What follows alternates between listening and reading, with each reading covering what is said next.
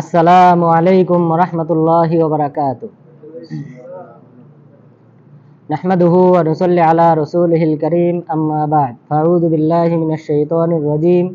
ইন্নাহুম Kanu ইসারি'উনা feel খায়রাতি ওয়া ইয়াদ'উনানা রাগাবাও ওয়া রাহাবা ওয়া কানু লানা খাশিঈন। সম্মানিত উপস্থিতি, আজকে আমরা আলোচনা করব ইবাদতের যে তিনটি রুকন রয়েছে সেই তিনটি রুকন সম্পর্কে। অর্থাৎ আল্লাহ তাআলার ইবাদত করার জন্য যে তিনটি রুকন অবশ্যই থাকতে হবে, যেহেতু এই রুকন না থাকলে বা কোনো একটা রুকন না থাকলে ওই ইবাদত কবুল হবে না। তো আমরা আল্লাহ তাআলার ইবাদত করার পিছনে প্রধানত তিনটি কারণ রয়েছে। প্রথম কারণ হলো যে আল মাহাব্বা, ভালোবাসা। আমরা আল্লাহ তাআলাকে ভালোবাসি, তাই ইবাদত করি। আল্লাহ তাআলার জন্য পশু কুরবানি করি, কারণ আল্লাহ তাআলাকে আমরা ভালোবাসি, শ্রদ্ধা বোধ করি, সম্মান করি। তো এইভাবে যত ইবাদত আছে, সব ধরনের ইবাদত আমরা করি কেন? কারণ আমরা আল্লাহ তাআলাকে ভালোবাসি। এই ভালোবাসা অবশ্যই থাকতে হবে। এই ভালোবাসা যদি না থাকে, তাহলে কোনো ব্যক্তি যদি আল্লাহর ইবাদত করে, সেই ইবাদত কখনোই কবুল হবে না। এই মর্মে মহান রব্বুল আলামিন সূরা আম্বিয়ার 90 নম্বর আয়াতে বলেছেন, ইন্নাহুম কানু ইসারিউনা ফিল খায়রাত ওয়া ইয়াদউনানা রাগাবা ওয়া রাহাবা, যে নিশ্চয়ই নবীগণ তারা প্রতিযোগিতা করতেন কল্যাণকর কাজে এবং তারা আমাকে ডাকতেন আশা এবং ভালোবাসা নিয়ে। ইন্নাহুম ওয়া কানু লানা খাশিঈন, এবং তারা আমাকে ভয় করত। এই আয়াতের তাফসিরে শেখ ইবনে উসাইমিন তথা মুহাম্মদ বিন সালেহ আল উসাইমিন রাহিমাহুল্লাহ তিনি বলেছেন যে ফাবিল মুহাব্বাতি তাকুনুর রাগবা, যে এই যে আয়াতে বলা হয়েছে ওয়াদউনানা রাগাবা, তারা আশা করে আশা নিয়ে আমার কাছে দোয়া করত। এটা আশাটা আমরা কখন করব? যখন আমরা তাকে ভালোবাসবো। ভালোবাসা থেকে আশার উৎপত্তি। যদি ভালোবাসি, তাহলে না আমরা তার কাছে কোনো কিছু পাওয়ার আশা করব। এরপরে বললেন ওয়াবিত তাযীম ইয়াকুনুল খাউফ, আর এই আয়াতে যে বলা হয়েছে ওয়ারাহাবা, আল্লাহকে তারা আশা করে এবং ভয় পেয়ে আল্লাহর কাছে তারা চাইতো। তো এই ভয় পাওয়াটা হয় যখন আমরা তাকে তাযীম, সম্মান করব, সম্মান দেখাবো, তখনই একমাত্র আমরা তাকে ভয় করব। তো এই আয়াতে মূলত এই তিনটি বিষয়। পরের অংশে বলা হয়েছে ওয়া কানু লানা খাশিঈন, তারা সবাই আমাকে ভয় পেতেন। নবীগণ সবাই আমাকে ভয় পেতেন, ভয় পেয়ে তারা আমার কাছে চাইতেন আশা নিয়ে এবং ভয় নিয়ে। তাহলে এই আয়াতে মূলত এই যে ইবাদতের যে তিনটি রুকন, সেই তিনটি রুকন সম্পর্কে উল্লেখ করা হয়েছে। শাইখুল ইসলাম ইবনে তাইমিয়া রাহিমাহুল্লাহ তিনি বলেছেন, যদি কোনো ব্যক্তি ইবাদত করে আর শুধুমাত্র আল্লাহর ভালোবাসায়, ফাহুয়া জিন্দিক, তাহলে সে মুনাফিক। সুফিবাদ যারা আছে তারা মুনাফিক। অর্থাৎ তারা শুধু দাবি করে যে আমরা আল্লাহর ভালোবাসা নিয়ে, আল্লাহকে ভালোবাসি, আল্লাহর প্রেম নিয়ে তারা মত্ত, নবীর প্রেম নিয়ে মত্ত। এই কারণে যেদিন 12ই রবিউল আসে, তখন তারা জন্মবার্ষিকী পালন করে এবং তারা ওই দিনকে তারা ইশক নবী তথা নবীর ভালোবাসা দিবস ইত্যাদি বলে প্রচার করে। তো তাদের মূল থিওরি হলো ভালোবাসতে হবে আল্লাহকে এবং রসুলকে। ভালোবাসলেই বা তাদেরকে সম্মান করলেই তাহলে সেই ব্যক্তি মুমিন, এবং তা আল্লাহর কাছে জান্নাত জাহান্নাম চাইতে হবে না। তারা অহংকার বশত তারা এইসব কথা বলে যে আমরা জান্নাত চাই না, জাহান্নাম চাই না, নবী শুধু তোমাকে চাই। এই জাতীয় কথা যদি কোনো ব্যক্তি বলে, সেই ব্যক্তির কোনো আমল ইবাদত কবুল হবে না। কারণ তিনটার সমন্বয় থাকতে হবে। ভালোবাসা যেমন থাকতে হবে, অনুরূপভাবে আশা, আল্লাহর কাছে কোনো কিছু চাওয়া, জান্নাত চাওয়া, জান্নাত পাওয়া, এবং আমরা যে আমল করতেছি সেই আমলের সওয়াব পাওয়ার আশা থাকতে হবে। এই আমলগুলি কবুল হওয়ার আশা থাকতে হবে। কেউ যদি এই আশা না করে, তাহলে তার ওই ইবাদত কবুল হবে না। এরপর খৌফ, ভয় থাকতে হবে যে আল্লাহ তাআলা আমাকে জাহান্নামে নিক্ষেপ করতে পারেন। কিন্তু আমি যদি দাবি করি যে না, আমার মধ্যে আল্লাহর প্রীতি আছে, নবীর প্রতি ভালোবাসা আছে, এর মাধ্যমে মুক্তি পাবো, হবে না। বরং এই তিনটা সমন্বয় থাকতে হবে যে আল্লাহ তাআলা আমাকেও জাহান্নামে নিক্ষেপ করতে পারেন, কবরের শাস্তি দিতে পারেন, এবং আমার আমলনামা কবুল না করতে পারেন। এই জাতীয় আশঙ্কা থাকতে হবে। তাহলে আশা, আশঙ্কা এবং ভালোবাসা, এই তিনটার সমন্বয় যদি থাকে, তাহলে সেই ব্যক্তি মুমিন এবং তার আমলনামা আল্লাহর নিকট কবুল হবে। যদি তার মধ্যে শুধু ভালোবাসা থাকে, তাহলে সে জিন্দিক। জিন্দিক মানে মুনাফিক। অর্থাৎ যে সুফিবাদের মধ্যে যে দাবি যে তারা শুধু ভালোবাসে, তাহলে এই ভালোবাসা দ্বারা কোনো মুক্তি হবে না, বরং তারা মুনাফিকের কাতারে। ওমান আবাদাহু বির রাজাই ওয়াহদাহু ফাহুয়া মুরজি। আর যে ব্যক্তি শুধুমাত্র আল্লাহ তাআলার ইবাদত করে আশায়, যে জান্নাতের আশা, তারপর শুধু আশা করে, ভয় করে না, আল্লাহকে ভয়ও করে না, আবার ভালোবাসে না, সেই ব্যক্তি মুরজি। মুরজিয়া বলা হয় তাদেরকে যারা মনে করে ইমানের অন্তর্ভুক্ত নয় আমল, অর্থাৎ মুমিন কোনো বান্দা পূর্ণ মুমিন হতে পারে কোনো প্রকার আমল না করে, 5 ওয়াক্ত সালাত আদায় না করে, জাকাত না দিয়ে, হজ না করে, উমরা না করে পূর্ণ মুমিন, জিবরিল আলাইহিস সালামের মতো মুমিন, নবীর মতো মুমিন হওয়া সম্ভব এই আমল না করে। এই দাবি যারা করে তাদেরকে মুরজি বলা হয়। তাহলে যে ব্যক্তি শুধুমাত্র আশা নিয়ে যে আমি জান্নাতি হব, এই আশায় শুধু আমল করে, সেই ব্যক্তি মুরজি। মুরজি মানে যে মনে করে শুধু সাক্ষ্য দিলেই, আশহাদু আল্লা ইলাহা ইল্লাল্লাহ ওয়া আন্না মুহাম্মাদুর রাসূলুল্লাহ, এই সাক্ষ্য দিলেই সে পরিপূর্ণ ঈমানদার। যেমন জিবরিল আলাইহিস সালাম পরিপূর্ণ ঈমানদার, নবীগণ যেমন পরিপূর্ণ ঈমানদার, যে ব্যক্তি সাক্ষ্য দিল সেও পরিপূর্ণ ঈমানদার, তার আর আমল করা লাগবে না। নাউযুবিল্লাহ। আমল যদি কেউ না করে, ঈমান কমে বাড়ে, ঈমান বাড়ে এবং কমে। যখন কোনো ব্যক্তির ভালো আমল করে তখন তার ঈমান বাড়ে। ইয়াজিদু বিত্তাআ, ভালো আমলের মাধ্যমে বান্দার আমল নামা বৃদ্ধি পায়। এরপর যদি খারাপ আমল করে, ইয়ানকুসু বিল মাসিয়া, পাপাচারের মাধ্যমে বান্দার ঈমান কমে যায়। এটা আমরা স্বাভাবিকভাবে সবাই বুঝতে পারি। রাসূল সাল্লাল্লাহু আলাইহি ওয়াসাল্লামের মজলিসে সাহাবাগণ বসা ছিলেন। তারা বললেন, তাদের মধ্য থেকে বিশেষ করে হানজালা রাদিয়াল্লাহু আনহু, তিনি বললেন, নাফাকা হানজালা মুনাফিক হয়ে গেছে। হানজালা রাদিয়াল্লাহু আনহু আপনারা চেনেন, যে ব্যক্তিকে 70,000 ফেরেশতা গোসল দিয়েছে, যে ব্যক্তি মারা গেলে তার গোসল দিয়েছেন কতজন ফেরেশতা? 70,000 ফেরেশতা। তো চিন্তা করেন কত মর্যাদাশীল সাহাবী। হ্যাঁ, যিনি ফরজ গোসল না করে যুদ্ধে ঝাঁপিয়ে পড়েছিলেন, পরে 70,000 ফেরেশতা তাকে গোসল দিয়েছে। কত বড় মর্যাদাশীল সাহাবী। উনি বলতেছেন, আল্লাহ রাসূল, নাফাকা হানজালা মুনাফিক হয়ে গেছে। বললেন কারণ কি? এরপর আবু বকর রাদিয়াল্লাহু আনহু আসলেন, বললেন, নাফাকা আবু বকর। তা আবু বকরের মতো ঈমানদার আর কে আছে? তিনি বলতেছেন যে মুনাফিক হয়ে গেছে। বললেন কারণ কি? বললেন, আল্লাহ রাসূল, আপনার মজলিসে যখন বসে থাকি তখন আমাদের যে ঈমান থাকে, আমরা যখন বের হয়ে যাই, স্ত্রী ছেলে মেয়ে, আমাদের যে কৃষি ক্ষেত খামার আছে, ব্যবসা বাণিজ্য ইত্যাদি নিয়ে যখন ব্যস্ত হয়ে যাই, তখন মনে হয় যেন আমাদের অন্তরে কোনো ঈমান নেই। তাহলে অর্থাৎ ওই মুহূর্তগুলিতে তারা নিজেরাই অনুভব করতেছে যে আমাদের ঈমান কম। তো সুতরাং মানুষের ঈমান বাড়ে এবং কমে। রাসূল সাল্লাল্লাহু আলাইহি ওয়াসাল্লাম বললেন, আমার মজলিসে থাকা অবস্থায় তোমাদের ঈমান যেভাবে থাকে, এভাবে যদি তোমাদের ঈমান সর্বদা থাকতো, তাহলে ফেরেশতাগণ রাস্তার অলিতে গলিতে যে কোনো জায়গায় এসে তোমাদের সাথে মুসাফা করত। অর্থাৎ তোমাদের এই বিশাল মর্যাদার কারণে, আল্লাহর নৈকট্যশীল বান্দা হওয়ার কারণে ফেরেশতাগণ এসে তোমাদেরকে সালাম দিত। তো তাহলে ঈমান বাড়ে এবং কমে। তো সুতরাং এই যারা মনে করে যে সাক্ষ্য প্রদান করলেই তার ঈমান, অর্থাৎ আমল না করলেও সে পরিপূর্ণ ঈমানদার, আর আমল করলেও পরিপূর্ণ ঈমানদার, এই মুরজিয়া, এই ফিরকায়ে বাতিলা 73টি দলের, ভ্রান্ত 73টি দলের একটা দল হলো মুরজিয়া। সেই মুরজিয়াদের অন্তর্ভুক্ত হবে যদি কোনো ব্যক্তি শুধুমাত্র আশা নিয়ে ইবাদত করে, যে আমি জান্নাতে যাব, আমার আমল কবুল হবে, অর্থাৎ তার মধ্যে কোনো আশঙ্কা নাই যে কবুল হবে না বা আমি জাহান্নামী হব, এই জাতীয় কোনো আশঙ্কা নেই, তাহলে সে মুরজিয়াদের অন্তর্ভুক্ত। এরপরে তিনি বললেন, ওমান আবাদা বিল খাউফ ওয়াহদা, যে ব্যক্তি শুধুমাত্র আল্লাহর ভয় নিয়ে ইবাদত করলো, ফাহুয়া হারুরি, সে খাওয়ারেজদের অন্তর্ভুক্ত।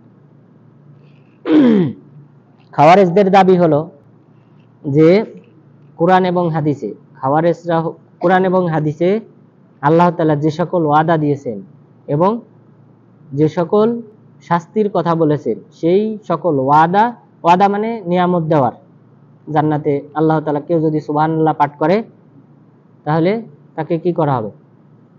তার জন্য জান্নাতে একটা গাছ লাগানো হবে, তারপর পাপ ক্ষমা করা হবে। এইভাবে যে ওয়াদা আল্লাহ তাআলা দিয়েছেন, সেই ওয়াদা আল্লাহ তাআলার উপর আবশ্যক পূরণ করা, খাওয়ারেজরা বলে। এরপরে বলে আল্লাহ তাআলা যে সকল শাস্তির কথা বলেছেন, যে কবিরা গুনাহ করলে তাকে জাহান্নামে নিক্ষেপ করা হবে, আল্লাহর উপর আবশ্যক এইগুলা বাস্তবায়ন করা। এই খাওয়ারেজরা এখানে বলা হলো ওমান আবাদাহু বিল খাউফ, যে ভয় নিয়ে ইবাদত করলো, অর্থাৎ ভয় বলতে কবিরা গুনায় যদি কেউ পতিত হয়, তাদের দাবি হলো খাওয়ারেজদের সে কাফের, সে ইসলাম থেকে বের হয়ে যায়। কবিরা গুনাহ করলে সেই ব্যক্তি মুমিন থাকে না, মুসলিম থাকে না, মুরতাদ হয়ে যায়, কাফের হয়ে যায়, সে চিরস্থায়ী জাহান্নামী।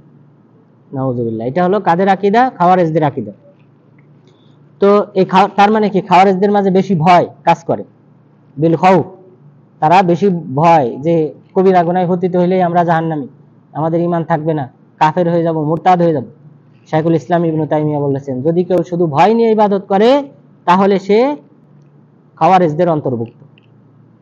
কারণ শুধু ভয় নিয়ে ইবাদত করলে হবে না, কারণ আল্লাহ তাআলা কি বলেছেন? ইয়া আইয়ুহাল্লাযীনা আমানু লা তাকনাতু মির রাহমাতিল্লাহ, হে মুমিনগণ তোমরা আল্লাহ তাআলার রহমত থেকে নিরাশ হও না।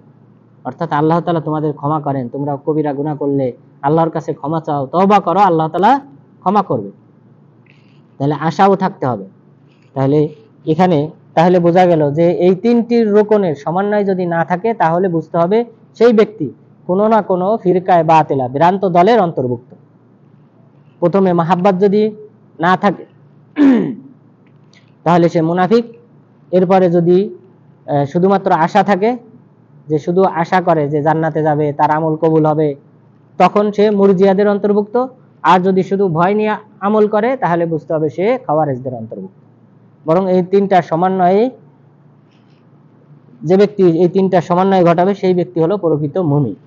এখন মাহাব্বত সম্পর্কে আমরা আলোচনা করব।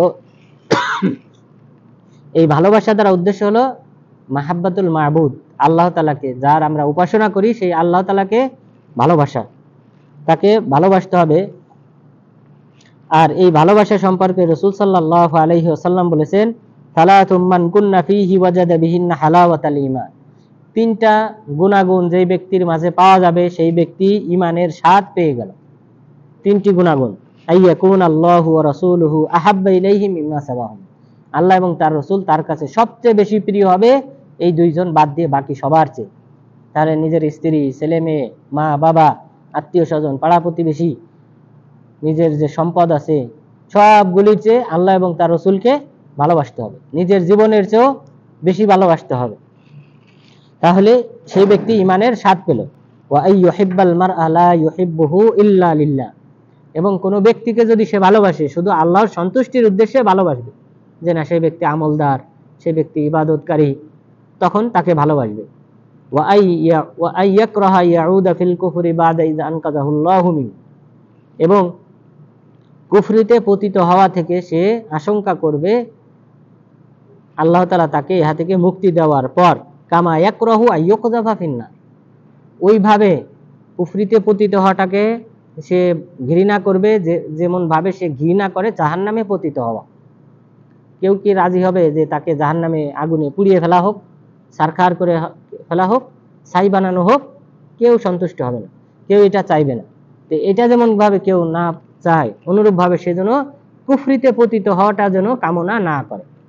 তাহলে কুফরিতে পতিত হওয়া এবং কোনো ব্যক্তিকে ভালোবাসবে একমাত্র আল্লাহর জন্যে, এবং সেই সাথে আল্লাহ এবং তার রাসূলকে সবার চেয়ে প্রাধান্য দেবে, তাহলে সেই ব্যক্তি ঈমানের স্বাদ পেল। তাহলে এখানে অবশ্যই আল্লাহর প্রতি ভালোবাসা আমাদেরকে থাকতে হবে। ভালোবেসে না বেসে যদি কেউ আমল করে, তাহলে তার ওই আমল কবুল হবে না। এরপর রাসূল সাল্লাল্লাহু আলাইহি ওয়াসাল্লাম বলেছেন, লা ইউমিনু আহাদুকুম হাত্তা আকুনা আহাব্বা ইলাইহি মিন ওয়ালিদিহি ওয়া ওয়ালাদিহি ওয়ান নাসি আজমাইন, তোমাদের মধ্যে কেউ মুমিন হবে না যতক্ষণ পর্যন্ত না সে আমাকে, তার সন্তান, তার মা বাবা এবং সমস্ত মানুষের চেয়ে ভালো না বাসবে। তাহলে নিজের সন্তানের চেয়ে বেশি ভালোবাসতে হবে, সমস্ত মানুষের চেয়ে ভালোবাসতে হবে, এবং নিজের মা বাবার চেয়েও বেশি ভালোবাসতে হবে আল্লাহ তাআলাকে এবং নবীকে। তাহলেই সেই ব্যক্তি প্রকৃতপক্ষে মুমিন। এই ভালোবাসা, আল্লাহর প্রতি ভালোবাসার দুইটি আলামত রয়েছে। কোনো ব্যক্তি যদি দাবি করে যে আমি আল্লাহকে ভালোবাসি, তাহলে দুইটা জিনিস খেয়াল করতে হবে, তার মাঝে এই দুইটা বৈশিষ্ট্য আছে কিনা। যদি দুইটা বৈশিষ্ট্য থাকে তাহলে বুঝতে হবে সে সত্যবাদী, আর যদি এই দুইটা বৈশিষ্ট্য না থাকে বুঝতে হবে সে মিথ্যাবাদী। প্রথম বৈশিষ্ট্য হলো ইত্তেবাউর রসুল, রসুল সাল্লাল্লাহু আলাইহি ওয়াসাল্লামের আনুগত্য। এই ব্যক্তি রসুল সাল্লাল্লাহু আলাইহি ওয়াসাল্লামকে আনুগত্য করে কিনা, তিনি যেভাবে যে আমল করেছেন সেই আমল সেইভাবে সে পালন করে কিনা। যদি পালন না করে বুঝতে হবে সে মিথ্যাবাদী, সে আল্লাহকে ভালোবাসে না। মহান রব্বুল আলামিন বলেছেন, কুল ইন কুনতুম তুহিব্বুনাল্লাহা ফাত্তাবিউনি ইউহিব্বুকুমুল্লাহ, যে তোমরা যদি আমাকে আল্লাহ তাআলাকে ভালোবাসতে চাও তাহলে আমার আনুগত্য করো, তাহলে আল্লাহ তাআলা তোমাদেরকে ভালোবাসবে। তাহলে আল্লাহর ভালোবাসা পাওয়া এটা নির্ভর করে রাসূল সাল্লাল্লাহু আলাইহি ওয়াসাল্লামের আনুগত্যের উপর। আমরা যদি তাকে আনুগত্য করি, তিনি যা বলেছেন যেভাবে করতে বলেছেন সেভাবে যদি করি, তাহলেই আমরা আল্লাহ তাআলাকে ভালোবাসা হলো, এবং তাহলে সেই ব্যক্তি আল্লাহ তাআলার প্রিয় বান্দা হিসেবে গণ্য হবে, অন্যথায় সেই ব্যক্তি মিথ্যাবাদী। তাহলে প্রথম আলামত জানলাম। দ্বিতীয় আলামত হলো আল্লাহর রাস্তায় জিহাদ করতে হবে। ওই ব্যক্তি আল্লাহর রাস্তায় জিহাদ করে কিনা, আল্লাহর দ্বীনকে আঁকড়ে ধরার জন্য, দ্বীনের বিজয় কামনার জন্য ওই ব্যক্তি জিহাদ করে কিনা, জিহাদের তামান্না আশা আকাঙ্ক্ষা ওই ব্যক্তির মাঝে আছে কিনা। যদি থাকে তাহলে সে আল্লাহর ভালোবাসা প্রাপ্ত ব্যক্তি, অথবা আল্লাহ তাআলাকে সে ভালোবাসে। আর যদি না থাকে এই বৈশিষ্ট্য, তাহলে বুঝতে হবে সে মিথ্যাবাদী, সে আল্লাহকে ভালোবাসে না। মহান রব্বুল আলামিন বলেছেন, কুল ইন কানা আবাউকুম ওয়া আবনাউকুম ওয়া ইখওয়ানুকুম ওয়া আজওয়াজুকুম ওয়া আশীরাতুকুম ওয়া আমওয়ালুন ইকতারাফতুমুহা ওয়া তিজারাতুন তাখশাউনা কাসাদাহা ওয়া মাসাকিনু তারদাউনাহা আহাব্বা ইলাইকুম মিনাল্লাহি ওয়া রাসূলিহি ওয়া জিহাদিন ফি সাবিলি ফাতারাব্বাসু হাত্তা ইয়াতিয়াল্লাহু বিআমরি। আল্লাহ তাআলা বললেন, হে নবী আপনি বলেন, যদি তোমাদের কাছে তোমাদের পিতৃপুরুষ, মা বাবা, তোমাদের সন্তান, তোমাদের ভাই বোন এবং তোমাদের স্ত্রী এবং তোমাদের বংশীয় ব্যক্তিগণ এবং তোমাদের সম্পদ যা তোমরা অর্জন করেছো এবং ব্যবসা বাণিজ্য যা তোমরা আশঙ্কা করো নষ্ট হয়ে যাওয়ার, ও মাসাকিনু তারদাউনাহা, এবং যে সকল স্থানে তোমরা বসবাস করো সেই সকল আবাসস্থল, এটা যদি তোমাদের কাছে বেশি প্রিয় হয় আল্লাহ এবং তার রাসূলের চেয়ে এবং আল্লাহর রাস্তায় জিহাদ করার চেয়ে, ফাতারাব্বাসু, তাহলে তোমরা অপেক্ষায় থাকো আল্লাহ তাআলার শাস্তি আসা। তাহলে এই তিনটাকে বেশি প্রাধান্য দিতে হবে, আল্লাহকে, আল্লাহ রাসূলকে এবং আল্লাহর রাস্তায় জিহাদ।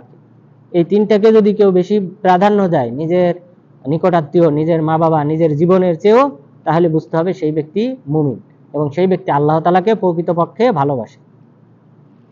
মহান রব্বুল আলামিন বলেছেন, ইন্নাল্লাহা আশতারা মিনাল মুমিনিনা আনফুসাহুম ওয়া আমওয়ালাহুম বিআন্না লাহুমুল জান্নাহ।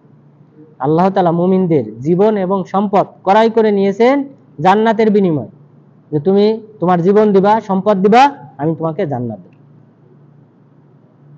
তাহলে এই জিহাদের তামান্না, জিহাদের আশা আকাঙ্ক্ষা থাকতে হবে, তাহলে বুঝতে হবে সে আল্লাহকে ভালোবাসে। আর যদি জিহাদের আশা আকাঙ্ক্ষা না থাকে এবং সেই সাথে রাসূলের আনুগত্য যদি না করে, তাহলে বুঝতে হবে সেই ব্যক্তি আল্লাহ তাআলাকে ভালোবাসেন। এরপর 2 নাম্বার যে রকম, আর রাজা, তথা আশা করা, আল্লাহ তাআলার কাছে আশা করা বলতে যেমন সওয়াবের আশা করা, যে আমি যে আমল করতেছি আল্লাহ তাআলা আমল কবুল করবেন, সেই আমলের বিনিময়ে সওয়াব দান করবেন, আল্লাহ তাআলা আমার উপর রহমত বর্ষণ করবেন, আমাকে ক্ষমা করবেন, এই যে আশা করা, আল্লাহ তাআলা আমাকে জান্নাত দান করবেন, এই জাতীয় আশা করা, এটা বান্দার মধ্যে থাকতে হবে, তাহলেই ওই বান্দা যে আমল করবে সেটা কবুল হবে। মহান রব্বুল আলামিন বলেছেন, ইন্নাহু লা ইয়াইআসু মির রাউহিল্লাহ ইল্লাল কওমুল কাফিরুন। আল্লাহর রহমত থেকে নিরাশ হয় শুধু কাফের সম্প্রদায়, কোন মুমিন সম্প্রদায় আল্লাহর রহমত থেকে নিরাশ হতে পারে না। ওয়া মান ইয়াকনাতু মির রাহমাতি রাব্বিহি ইল্লাদ দাল্লুন। আল্লাহর রহমত থেকে নিরাশ তো তারাই হয় যারা পথভ্রষ্ট। তাহলে যারা মনে করে যে আশা, আমি আল্লাহর কাছে জান্নাত চাই না, জাহান্নাম থেকে মুক্তি চাই না, আল্লাহর পাপ থেকে ক্ষমা চাই না, ইত্যাদি যে বৈশিষ্ট্য যাদের মধ্যে থাকবে তারা পথভ্রষ্ট এবং তারা কাফের। সুতরাং এই আশা আকাঙ্ক্ষা আমাদের মাঝে থাকতে হবে যে আল্লাহ তাআলা আমাকে ক্ষমা করবে, ক্ষমা চাওয়া এবং চাইতে হবে, এটা নবীগণের বৈশিষ্ট্য, প্রথম আয়াতে যেমন আল্লাহ তাআলা বলেছেন। তো এই আশা আকাঙ্ক্ষা থাকলে তাহলে সেই ব্যক্তির আমল নামা আল্লাহর নিকট কবুল হবে। এই আশা আকাঙ্ক্ষার অন্যতম একটা আকাঙ্ক্ষা হলো আল্লাহ তাআলার সাক্ষাৎ কামনা করা। এটা হলো সবচেয়ে শ্রেষ্ঠ আশা আকাঙ্ক্ষা বান্দাদের, যে কিয়ামত দিবসে যার জন্য আমরা দুনিয়াতে এত ইবাদত করি, উপাসনা করি, আল্লাহর জিকির, কোরআন তেলাওয়াত, এগুলি যে আমরা করি কিসের জন্য? সেই মহান রব্বুল আলামিনের সন্তুষ্টির জন্য। তো সেই মহান রব্বুল আলামিনের দেখা, তার সাথে সাক্ষাতের তামান্না আমাদের মধ্যে থাকতে হবে। মহান রব্বুল আলামিন বলেছেন, ফামান কানা ইয়ারজু লিকা রাব্বিহি ফালিয়ামাল আমালান সালিহা ওয়ালা ইউশরিক বিইবাদাতি রাব্বিহি আহাদা। তোমাদের মধ্যে কেউ যদি তার রবের আশা কামনা করে, তার রবের সাথে সাক্ষাতের কামনা করে, তাহলে সে যেন সৎ আমল করে এবং তার রবের সাথে যেন কাউকে শরীক না করে। শিরিক যদি না করে, তাহলে সৎ আমল যদি করে, তাহলে আল্লাহ তাআলার সাথে সাক্ষাৎ হবে, মুমিনদের সাক্ষাৎ হবে। আর আল্লাহ তাআলা বললেন, ফামান কানা ইয়ারজু লিকা রাব্বি, তার রবের সাক্ষাৎ যদি কেউ চায়, সে যেন সৎ আমল করে। তাহলে এটা আল্লাহ তাআলা পথ বাতলিয়ে দিয়েছেন যে আমরা কিভাবে আল্লাহ তাআলার সাক্ষাৎ পাবো।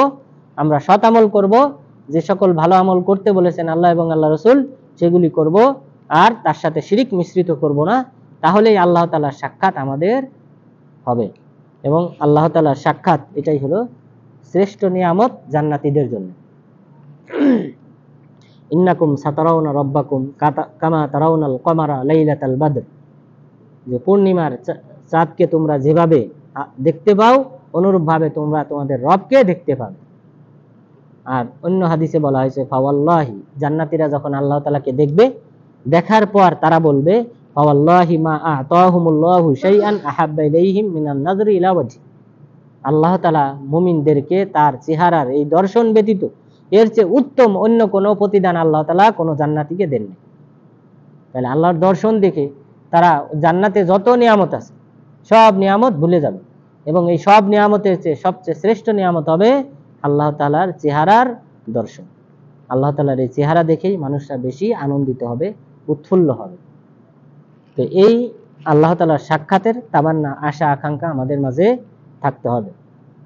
এরপর আল্লাহ তাআলার সন্তুষ্টি অর্জনের আশা থাকতে হবে, যে আমি যদি ভালো আমল করি আল্লাহ আমার উপর সন্তুষ্ট হবে। মহান রব্বুল আলামিন বলেছেন, ওয়ারিদওয়ানুম মিনাল্লাহি আকবার, আল্লাহর সন্তুষ্টি হলো সবচেয়ে উপরে, সবার চেয়ে বড়।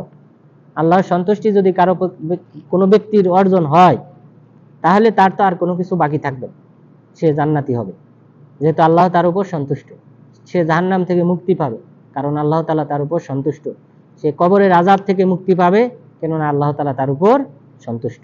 তার সকল পাপ কবিরা সগীরা সব আল্লাহ ক্ষমা করে দিবেন, কারণ আল্লাহ তাআলা তার উপর সন্তুষ্ট। তাহলে আল্লাহ তাআলা তাই বললেন সূরা তাওবার 72 নম্বর আয়াতে, ওয়ারিদওয়ানুম মিনাল্লাহি আকবার, আল্লাহ তাআলার সন্তুষ্টি, আল্লাহর পক্ষ থেকে সন্তুষ্টিটা হলো সবচেয়ে বড়। তাহলে আল্লাহ আমাদের উপর সন্তুষ্ট হবেন, এই আশা আকাঙ্ক্ষা আমাদের মাঝে থাকতে হবে। এরপর মহান রব্বুল আলামিন এই মুমিনদের যে বৈশিষ্ট্য, যে আশা আকাঙ্ক্ষা থাকা, সেই সম্পর্কে বলেছেন, ইন্নাল্লাযীনা আমানু ওয়াল্লাযীনা হাজারু ওয়া জাহাদু ফী সাবিলিল্লাহ উলাইকা ইয়ারজুনা রাহমাতাল্লাহ আল্লাহু গফুরুর রহিম, যে নিশ্চয়ই যারা ঈমান এনেছে এবং যারা হিজরত করেছে, আল্লাহর রাস্তায় জিহাদ করেছে, এই সকল ব্যক্তিরা আল্লাহ তাআলার রহমত কামনা করে। তাহলে এটা মুমিনদের বৈশিষ্ট্য। মুজাহিদদের বৈশিষ্ট্য, যারা হিজরতকারী তাদের বৈশিষ্ট্য, যে তারা আল্লাহ তাআলার কাছে রহমত ক্ষমা প্রার্থনা করে। তাহলে আর যারা ক্ষমা প্রার্থনা করে না, রহমত কামনা করে না, জান্নাত চায় না, তারা অহংকারী, তারা কাফের, পথভ্রষ্ট।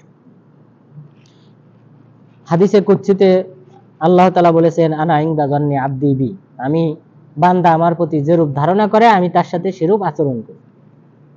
আমরা যদি এখন আল্লাহর কাছে না চাই যে আল্লাহ তাআলা আমাকে জান্নাত দিক বা আল্লাহ আমার পাপ ক্ষমা করুক, আপনি যদি না চান তা অবশ্যই আল্লাহ দেবেন না। কারণ আনা ইনদা যান্নি আবদি বি, বান্দা আমার প্রতি যেরূপ ধারণা করে আমি তার সাথে সেরূপ আচরণ করি। কোনো বান্দা যদি ধারণা করে যে আল্লাহ ক্ষমাকারী, আল্লাহ আমাকে ক্ষমা করবেন, তাহলে আল্লাহ তাকে ক্ষমা করবেন, কারণ সে আমার প্রতি সুধারণা করেছে। সে যদি ধারণা করে আমাকে জান্নাত দান করবেন, আমি জান্নাত দান করব, কারণ সে আমার প্রতি সুধারণা করেছে। তো সুতরাং অবশ্যই আল্লাহর কাছে ভালো কামনা করতে হবে। যে সকল রোগ ব্যাধি ইত্যাদি হলে আল্লাহর কাছে শুশ্রূষা কামনা করতে হবে। তাহলে এইভাবে আশা আমাদেরকে থাকতে হবে। লা ইয়ামুতান্না আহাদুকুম ইল্লা ওয়া হুয়া ইহসানু যান্না বিরাব্বি, রাসূল সাল্লাল্লাহু আলাইহি ওয়াসাল্লাম আমাদেরকে সতর্ক করে বলেছেন, তোমাদের কেউ যেন আল্লাহ তাআলার প্রতি সুধারণা না রেখে মারা না যায়, অর্থাৎ তোমরা আল্লাহর প্রতি সুধারণাকারী হয়ে মারা যাও, তাহলেই তোমাদের মুক্তি। তাহলে সুধারণা অবশ্যই আল্লাহ তাআলার প্রতি আমাদেরকে রাখতে হবে। এরপর 3 নাম্বার আল খৌফ, ভয়। আল্লাহ তাআলাকে ভয় পেতে হবে, এটা অন্যতম একটা ইবাদত কবুল হওয়ার শর্ত। মহান রব্বুল আলামিন এই সম্পর্কে অনেক আয়াত অবতীর্ণ করেছেন। মহান রব্বুল আলামিন বলেন, যালিকা লিমান খাফা মাকামি ওয়া খাফা ওয়াঈদ। এই যে আমি জান্নাত দান করলাম, এই জান্নাতটা কেন দিলাম? লিমান খাফা মাকামি, যে আমার অবস্থানকে, আমার মহত্বকে যে ভয় পায়, আমি যে বড় মহান আল্লাহ, এই আমার মহত্বকে যে ভয় পায়, তার জন্য আমি তাকে এই জান্নাত দান করলাম। ওয়া খাফা ওয়াঈদি, এবং যে আমার হুমকির আশঙ্কা করে, হুমকির ভয় পায়, অর্থাৎ আমি যে কোরআনে হুমকি দিয়েছিলাম যে শিরক করলে, কবিরা গুনাহ করলে, বিভিন্ন অপরাধ করলে আমি তাদের অপরাধ স্বরূপ শাস্তি দান করব, সেই ভয়ে যারা এই সকল কাজ, অপরাধমূলক কাজ পরিহার করেছে এবং যারা আমার মহত্বকে, বড়ত্বকে যারা ভয় পেয়েছে, তাদের কারণে আমি এই জান্নাত তাদেরকে দান করেছি। তাহলে আল্লাহ তাআলার ভয় অবশ্যই থাকতে হবে। মহান রব্বুল আলামিন সূরা হিজরের 49-50 নম্বর আয়াতে বলেছেন, নাব্বি ইবাদি আন্নী আনাল গফুরুর রহিম ওয়া আন্না আযাবি হুয়াল আযাবুল আলীম। হে নবী, আপনি আমার বান্দাদেরকে সতর্ক করেন যে নিশ্চয়ই আমি হলাম ক্ষমাশীল, করুণাময়, এবং জেনে রেখো আমার শাস্তি হলো সবচেয়ে যন্ত্রণাদায়ক শাস্তি। তাহলে এখানে আশা, এই আয়াতে প্রথম অংশে বলা হয়েছে আমি কিন্তু ক্ষমাশীল, করুণাময়, দয়া করি তোমাদের উপর, তোমাদের পাপ ক্ষমা করি। পরের আয়াতে কি বলা হয়েছে? সতর্ক করা হয়েছে, সাবধান, ক্ষমাশীল বলেই শুধু ক্ষমার আশা করবা, আমল করবা না তা না, বরং ওয়া আন্না আযাবি হুয়াল আযাবুল আলীম, বরং জেনে রেখো আমার শাস্তি হলো সবচেয়ে যন্ত্রণাদায়ক শাস্তি। সুতরাং শাস্তির ভয় করো। তাহলে এখানে ভয়, আর ওখানে আগের অংশে আশা। আশাও করতে হবে, আবার আল্লাহ তাআলার শাস্তির ভয়ও করতে হবে। এরপর আপনারা জানেন, অর্থাৎ আল্লাহ তাআলার ভয় পেয়ে কি করতে হবে? ভয় পাওয়াটা, যে আল্লাহ তাআলাকে ভয় করি, সুতরাং আমি যদি কোনো কবিরা গুনাহ করি তাহলে আল্লাহ তাআলা আমাকে কি করবেন? শাস্তির সম্মুখীন করবেন। আমি যদি সুদ ঘুষে লিপ্ত হই, ব্যাংক থেকে ঋণ নেই, তাহলে এই যে সুদি লেনদেন কারবারি, এর বিনিময়ে আল্লাহ তাআলা আমাকে শাস্তির সম্মুখীন করবেন। এই ভয়ে এই সকল অন্যায় কাজ, অপরাধমূলক কাজ পরিহার করা, এটা অত্যাবশ্যক। যদি না করে, এই ভয় ভীতি আল্লাহর প্রতি না থাকে, তাহলে ওই ব্যক্তির আমলনামা আল্লাহর নিকট কবুল হবে না। ইউসুফ আলাইহিস সালাম সম্পর্কে মহান রব্বুল আলামিন বলেছেন, ওয়ালাকাদ হাম্মাত বিহি ওয়া হাম্মা বিহা লাউলা আর রাআ বুরহানা রাব্বি কাযালিকা লিনাসরিফা আনহু সু ওয়াল ফাহশা। ওয়ালাকাদ হাম্মাত বিহি ওয়া হাম্মা বিহা, ইউসুফ আলাইহিস সালামের প্রতি আকৃষ্ট হয়েছিলেন জুলাইখা, ওয়া হাম্মা বিহা, ইউসুফ আলাইহিস সালামও আকৃষ্ট হয়েছিলেন তার প্রতি। লাউলা আন রাআ বুরহানা রাব্বি, যদি না তিনি তার রবের নিদর্শন না দেখতেন, আল্লাহর নিদর্শন যদি না দেখতেন, হয়তো তিনি ব্যভিচারে লিপ্ত হতেন। মুফাসসিরিনগণ বলেছেন, বুরহানা রব্বি, আল্লাহ তাআলা নিদর্শন বলতে আল্লাহ তাআলা তার সামনে জাহান্নামের আগুন কি করে? উন্মুক্ত করে দেন, তিনি দেখতে পান। এটা দেখার পর তিনি কি করেন? সরে আসেন। তাহলে আল্লাহ তাআলা আমাদেরকে জাহান্নামে শাস্তি দেবেন, সেই ভয়ে অন্যায়, কবিরা গুনাহ ইত্যাদি থেকে, সগীরা গুনাহ ইত্যাদি থেকে আমাদেরকে অবশ্যই দূরে থাকতে হবে। এটাই হলো খৌফ, ভয়, আল্লাহ তাআলার ভয়, আল্লাহর শাস্তির ভয়। এরপর আল্লাহ তাআলা ক্ষমা না করার ভয়, আশঙ্কা, এগুলি আমাদের মাঝে অবশ্যই থাকতে হবে। এই তিনটার সমন্বয়ে সেই ব্যক্তি জান্নাতি হবে। এই তিনটার সমন্বয় থাকলেই সেই ব্যক্তি নাজাত পাবে। আর এই তিনটির কোনো একটা যদি না থাকে, তাহলে সেই ব্যক্তি জাহান্নামী হবে এবং এই ব্যক্তির আমলনামা আল্লাহর নিকট কবুল হবে। এই তিনটির সমন্বয়ে যে কোনো ব্যক্তি জান্নাতি হবে, তার মধ্যে একটা হাদিস উল্লেখ করব। এই হাদিসটা ইনশাআল্লাহ এই যে তিনটির সমন্বয় সম্পর্কে বলা হয়েছে, সেই সমন্বয়ের একটা সুন্দর, একটা সমাধানমূলক একটা হাদিস। সুনানে আবি দাউদের 792 নম্বর হাদিস, সুনানে ইবনে মাজার 3847 নম্বর হাদিস। আবু হুরায়রা রাদিয়াল্লাহু আনহু তিনি বলেন যে রাসূল সাল্লাল্লাহু আলাইহি ওয়াসাল্লামের কাছে এক ব্যক্তি আসলেন। আসার পর রাসূল সাল্লাল্লাহু আলাইহি ওয়াসাল্লাম তাকে জিজ্ঞাসা করলেন, মা তাকুলু ফিস সালাহ, তুমি নামাজে দাঁড়িয়ে কি বলো? তো এই সাহাবী, সাধারণ সাহাবী, তিনি বলতেছেন আতাশাহাদ, আমি তাশাহুদ পাঠ করি, অর্থাৎ তাহিয়াতু লিল্লাহি ওয়াস সালাওয়াতু, এটা পাঠ করি। পাঠ করার পর সুম্মা আসআলুল্লাহাল জান্নাহ, এরপরে আমি আল্লাহর কাছে জান্নাত চাই। ওয়া আউযু বিহি মিনান নার, এবং আল্লাহর কাছে আশ্রয় কামনা করি যেন তিনি আমাকে জাহান্নামে নিক্ষেপ না করেন।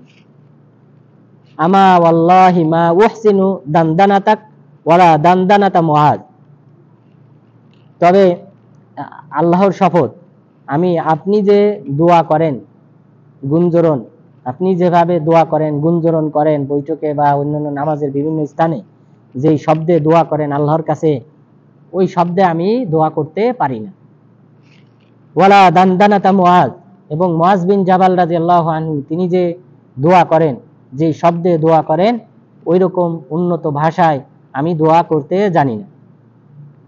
রাসূল সাল্লাল্লাহু আলাইহি ওয়াসাল্লাম বললেন, হাওলাহা নুদানদিন, তুমি যে দুইটা দোয়া করেছো এই দুইটার আশেপাশেই আমরা ঘুরপাক খাই। অর্থাৎ আমরা যে এত সুন্দর দোয়া করি, এত শব্দ দিয়ে দোয়া করি, সেই শব্দের দোয়াগুলির মূল ভাবার্থ এই দুইটাই, এই দুইটার আশপাশে আমরা ঘুরপাক খাই। তো সাহাবী, সাধারণ একজন সাহাবী, তিনি বলতেছেন আমি ওইরকম কোনো কিছু জানি না, যতটুকু জানি সেটা হলো তাশাহুদ পাঠ করি, তাশাহুদের পরে বলি আল্লাহ তুমি আমাকে জান্নাত দাও, এরপরে বলি আল্লাহ তুমি, তোমার কাছে আমি জাহান্নাম থেকে আশ্রয় চাই। অর্থাৎ প্রথমটা হলো আল্লাহর কাছে আশা আর রজা, আল্লাহর কাছে আমি আশা করি, অর্থাৎ আল্লাহ তাআলাকে ভালোবাসি, এই কারণে তার কাছে আমি চাই, জান্নাত চাই। এরপর আমি তাকে ভয় পাই, এই কারণে তার কাছে জাহান্নাম থেকে আশ্রয় চাই। এবং আমি আপনার মতো আর মুআজ বিন জাবাল রাদিয়াল্লাহু আনহুর মতো অত সুন্দরভাবে আমি দোয়া করতে পারি। মুআজ বিন জাবাল রাদিয়াল্লাহু আনহু তিনি রাসূল সাল্লাল্লাহু আলাইহি ওয়াসাল্লামের সাথে ঈশার নামাজ পড়ে এসে তিনি তার গোত্রের কাছে এসে তিনি আবার ইমামতি করতেন। তো ওনার কওমের লোকজন ওনাকে এতটা শ্রদ্ধা করতেন, এবং উনি জ্ঞানী আলেম সাহাবী হিসেবে সবাই তাকে শ্রদ্ধা করত এবং তার অপেক্ষায় থাকতো সে কখন আসবে, তারপর তারা ঈশার সালাত করত। এটা কিন্তু বিরাট একটা ব্যাপার, কারণ সাহাবীদের মধ্যে আরো অনেক সাহাবী ছিল, তারা কিন্তু ইমামতি করতে পারত, কিন্তু এই সাহাবীর মান মর্যাদা আল্লাহর নিকট, রাসূলের নিকট, এই কারণে তারা সবাই তাকে শ্রদ্ধা করত। এই সাহাবীও তার কথা উল্লেখ করতে ভুলেন নাই, যেহেতু তিনিও ইমামতি করেন আর রাসূল সাল্লাল্লাহু আলাইহি ওয়াসাল্লাম ইমামতি করেন, তিনি বললেন আপনি যে ইমামতি করেন, আপনি যে সুন্দর ভাষায় দোয়া করেন, মুআজ বিন জাবাল রাদিয়াল্লাহু আনহু যে সুন্দর ভাষায় দোয়া করে, অনুরূপ ভাবে আমি দোয়া করতে পারি না। রাসূল সাল্লাল্লাহু আলাইহি ওয়াসাল্লাম বললেন, বরং হাওলাহা নুদানদিন, আমি এবং মুআজ আমরা তোমার এই তুমি যে দুইটা চেয়েছো এর আশপাশ দিয়ে আমরাই ঘুরপাক খাই। সুতরাং এটাই হলো এই যে তিনটার সমন্বয়। আল্লাহর প্রতি ভালোবাসা থাকলে তখন আমরা আল্লাহর কাছে কোনো কিছু চাইবো, আশা করব। এই সাহাবী জান্নাত চাইলেন, আমরা আল্লাহকে ভয় পাইলেই তখন আমরা তার কাছে কোনো কিছু থেকে আশ্রয় কামনা করব, জাহান্নাম থেকে আশ্রয় কামনা করব, জাহান্নামের শাস্তি থেকে আশ্রয় কামনা করব, এরপর কবরের আযাব থেকে আশ্রয় কামনা করব। সুতরাং এই সাহাবীর মাঝে এই বৈশিষ্ট্য ছিল, রাসূল সাল্লাল্লাহু আলাইহি ওয়াসাল্লাম পছন্দ করেছেন, এবং তিনি নিজেও বললেন যে আমরা বরং এই জান্নাত আর জাহান্নাম এর আশেপাশে ঘুরপাক খাই, অর্থাৎ আমাদের সব দোয়া কিন্তু এর আশেপাশে। আল্লাহ তুমি আমার পাপ ক্ষমা করো, কারণ এই পাপের বিনিময়ে যেন জাহান্নামের শাস্তির সম্মুখীন না হই, এবং পাপ ক্ষমা করো, কারণ পাপ ক্ষমা হলে আমি জান্নাতে যেতে পারবো। সুতরাং আমাদের সব দোয়ার সমষ্টি কিন্তু এই দুইটাই। তাহলে আজকের আলোচনায় আমরা যে তিনটি রকম জানলাম, যে ইবাদত আল্লাহ তাআলা কবুল করবেন, বা সকল ইবাদতের আল্লাহ তাআলার আমরা যে ইবাদত করি এই সকল ইবাদতের পিছনে মূল কারণ হলো তিনটি। এক হলো আল্লাহ তাআলাকে ভালোবাসা, আমরা আল্লাহ তাআলাকে ভালোবাসি তাই আল্লাহ তাআলার উপাসনা করি, আল্লাহকে সম্মান করি, শ্রদ্ধা করি, তাই আল্লাহ তাআলার কাছে আমরা আল্লাহ তাআলার উপাসনা করি, তার কাছে চাই এবং তার ইবাদত করি। এরপর 2 নম্বর হলো আল্লাহ তাআলার কাছে আশা কামনা, কারণ আমরা আল্লাহ তাআলা তিনি ক্ষমাকারী এবং তিনি সেই সাথে আমাদের জান্নাত জাহান্নাম থেকে মুক্তিদাতা, এই কারণে আমরা তার কাছে জাহান্নাম থেকে পানা চাই, কবরের আযাব থেকে পানা চাই। এরপর আমরা আল্লাহ তাআলাকে ভয় করি এবং তার যে শাস্তি রয়েছে এবং তিনি যে জাহান্নাম প্রস্তুত করে রেখেছেন সেগুলিকে আমরা ভয় পাই, এই কারণে আমরা আল্লাহ তাআলার উপাসনা করি। সুতরাং আল্লাহ তাআলা যেন আমাদেরকে এই তিনটার সমন্বয় ইবাদত করার মাধ্যমে আমাদের ইবাদতগুলিকে যেন আল্লাহ তাআলা কবুল করেন এবং সেই সাথে আমাদের যেন জান্নাতের সুউচ্চ মাকাম দান করেন। আমিন। আকুলু কওলি হাযা ওয়াস্তাগফিরুল্লাহ লি ওয়া লাকুম ওয়া লিসাইরিল মুসলিমিন।